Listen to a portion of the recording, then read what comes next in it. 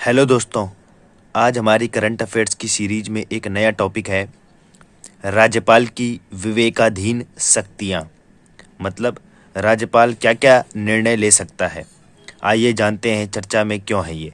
हाल ही में तमिलनाडु के सत्ताधारी धर्मनिरपेक्ष प्रगतिशील गठबंधन से जुड़े संसद सदस्यों द्वारा तमिलनाडु राज्य को अपदस्थ करने की मांग को लेकर राष्ट्रपति भवन को एक ज्ञापन सौंपा गया। ठीक है, मतलब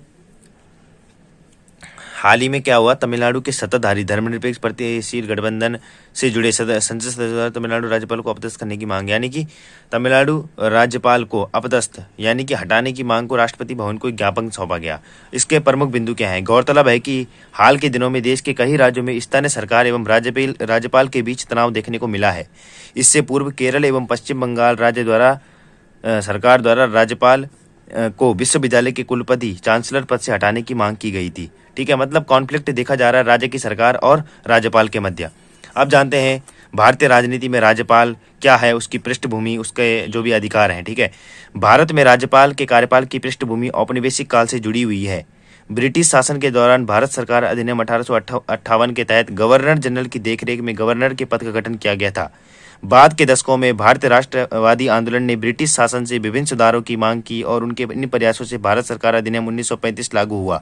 वर्ष 1937 से लागू भारत सरकार अधिनियम 1935 के अनुसार राज्यपालों को प्रांत सरकार की सलाह के आधार पर कार्य करने का प्रावधान किया गया।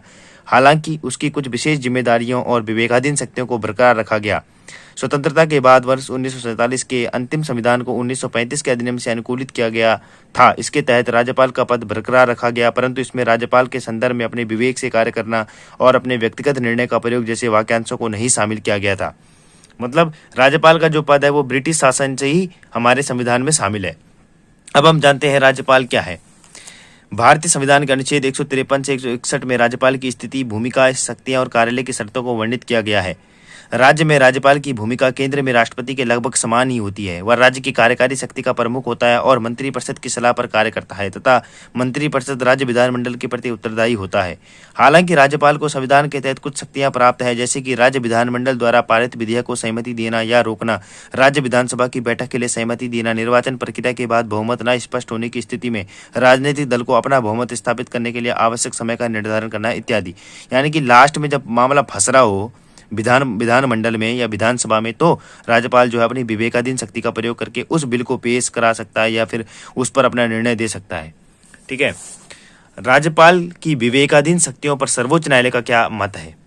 एस.आर. बोम्मई बनाम भारत संघ मामला 1994। वर्ष 1994 एस.आर. बोम्मई मामले में उच्चतम न्यायालय की 9 जजों की पीठ ने स्पष्ट किया कि राज्यपाल द्वारा राज्य में केवल संवैधानिक तंत्र के टूटने की स्थिति में ही राष्ट्रपति शासन लागू करने की सिफारिश की जा सकती है। मतलब राज्यपाल केवल तभी राष्ट्रपति शासन लगा सकता है जब संवैधानिक तंत्र टूट चुका है, यानी कि संविधान का पालन नहीं हो पा रहा है। फिर दूसरा क्या था? नबाम रेबिया व अन्य बनाम उपाध्यक्ष 2016। इस मामले में वर्ष 2016 में उच्चतम न्यायालय की 5 जजों की संवैधानिक पीठ ने कहा कि राज्यपाल केवल मुख्यमंत्री की अध्यक्षता वाली मंत्रिपरिषद की सहायता और सलाह पर ही विधानसभा के सदन को आहूत और भंग कर सकता है, अपनी इच्छा से नहीं। उच्चतम न्यायालय ने कहा कि राज्यपाल के अपने विवेकाधीन प्रयोग करने का क्षेत्र सीमित है तथा इस सीमित क्षेत्र में भी उसके विवेकाधिकार के तहत की गई कार्रवाई मनमानी या काल्पनिक नहीं होनी चाहिए, बल्कि यह सद्भाव से प्रेरित, संयमित एवं तर्कों पर आधारित होनी चाहिए। न्यायालय ने भी कहा है, सुप्रीम कोर्ट ने भी कहा है कि ऐसा नहीं, राज्यपाल अपने हिसाब से निर्णय ले रहा है। कहीं ना कहीं उसका जो निर्णय होगा वो विवेकाधिकारों से संपन्न होना चाहिए, संयमित होना चाहिए, तर्कों के अधीन होना चाहिए। ठीक है, शमशेर सिंह बनाम पंजाब राज्य 1974। इस मामले में उच्चतम न्यायालय ने कहा कि राष्ट्रपति और राज्यपाल अपनी औपचारिक संवैधानिक शक्तियों का प्रयोग केवल कुछ असाधारण स्थितियों को छोड़कर अपने मंत्रियों की सलाह के अनुसार करेंगे। ठीक है, मतलब हमेशा से मंत्रिमंडल की सलाह पर ही फैसला होगा। कुछ विशेष परिस्थितियां ऐसी होंगी जब उनका मत लिया जाएगा, नहीं तो वे कहीं ना कहीं सलाह पर ही कार्य करेंगे, राष्ट्रपति हो चाहे राज्यपाल हो। अब राज्यपाल को हटाने की क्या प्रक्रिया है, इसके भी प्रोसेस है हमारे संविधान में। संविधान के अनुच्छेद 155 और अनुच्छेद 156 के अनुसार किसी राज्य के राज्यपाल की नियुक्ति राष्ट्रपति द्वारा की जाएगी और वह राष्ट्रपति के प्रसाद पर्यंत during the pleasure of the president अपने पूरे कार्यकाल के लिए अपने पद पर बना रहेगा, क्योंकि जब तक कि राष्ट्रपति ना हटाए। क्योंकि राष्ट्रपति संविधान के अनुच्छेद 74 के तहत मंत्रिपरिषद की सहायता और सलाह पर कार्य करने के लिए बाध्य है। ऐसे में कहा जा सकता है कि राज्यपाल की नियुक्ति और उसे हटाने का निर्णय केंद्र सरकार द्वारा लिया जाता है। मतलब राष्ट्रपति नहीं लेगा। राष्ट्रपति क्या करेगा, केंद्र सरकार के मंत्रिमंडल की जो बैठक है उसमें सलाह लेगा और उसके आधार पर उसको हटा सकता है। राज्यपाल के कर्तव्य और जिम्मेदारियां एक विशेष राज्य में होती है, परंतु संबंधित राज्य सरकार द्वारा राज्यपाल पर महाभियोग लगाने का कोई प्रावधान नहीं है। अब हम समझते हैं पूर्व के क्या मामले रहे हैं राज्यपाल के लिए। सूर्य नारायण चौधरी बनाम भारत संघ 1981। राजस्थान उच्च न्यायालय ने कहा कि राष्ट्रपति के प्रसाद पर्यत यानी कि during the pleasure of the president का सिद्धांत न्यायोचित नहीं है, क्योंकि इसके तहत राज्यपाल के पास कार्यकाल की कोई सुरक्षा नहीं होती और राष्ट्रपति द्वारा उसे किसी भी समय हटाया जा सकता है। ठीक है, इस केस में कहा गया कि राज्यपाल की कोई शक्तियां हैं नहीं, राज्यपाल को भी शक्तियां दो भाई, क्योंकि उसको राष्ट्रपति कभी भी हटा सकता है। बीपी सिंघल बनाम भारत संघ 2010। उच्चतम न्यायालय ने कहा कि राष्ट्रपति प्रभावी रूप से केंद्र सरकार के पास किसी राज्यपाल को बिना कोई कारण बताए और बिना सुनवाई का अवसर दिए किसी भी समय हटाने की शक्ति है।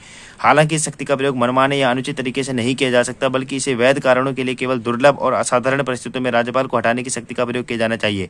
यानी कि अभी तक जो मामले उठे हैं उनमें कहीं ना राज्यपाल की शक्तियों को एक प्रकार से बताया गया है, सुप्रीम कोर्ट में इस मुद्दे को उठाया गया है कि राज्यपाल को भी भाई ऐसी शक्तियां दी जाए, मतलब उसको जो है राष्ट्रपति को ऐसी शक्तियां प्राप्त है कि राज्यपाल को कभी भी हटा सकता है। तो कहीं ना कहीं राज्यपाल अपनी मनमानी चला सकता है। ऐसे कई मुद्दे उठे हैं सुप्रीम कोर्ट में, केवल इसलिए कि एक राज्यपाल केंद्र सरकार की नीतियों और विचारधाराओं से अलग मत रखता है या कि केंद्र सरकार ने उस पर विश्वास खो दिया है, एक राज्यपाल को हटाने के लिए पर्याप्त नहीं है।